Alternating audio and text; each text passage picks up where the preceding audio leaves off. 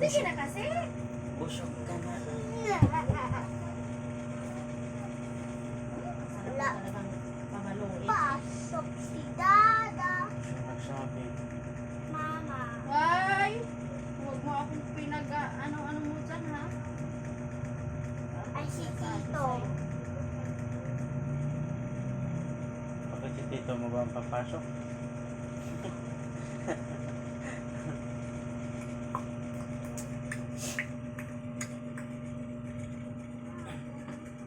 Kailan tayo magkaka-aircon? Wow!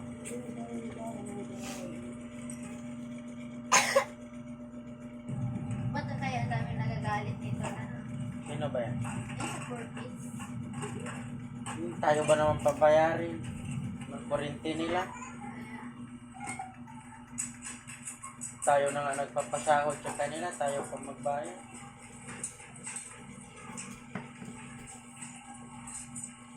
Yari Papa. Yari Papa. Siya pa lang yung ano ko, fireflower. Ilang days na kaya ito dito. Tapos yung mga kasali sa corpus, chismis-chismis lang. Ay, alikabok na.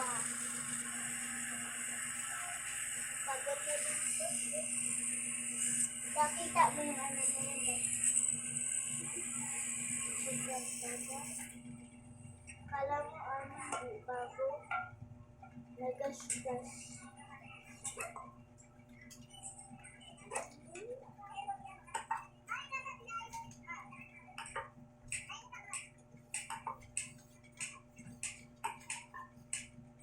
Kuha nga ako ng ay,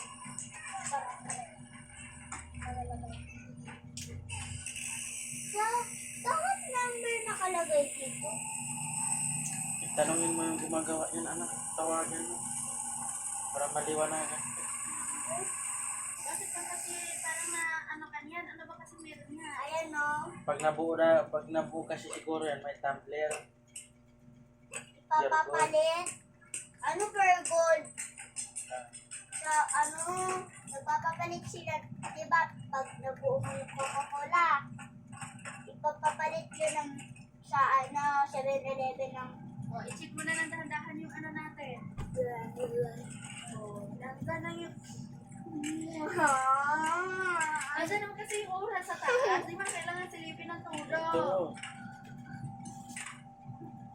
Shertrina! Pindutin mo na, wala tayong notebook mo yan. Ay,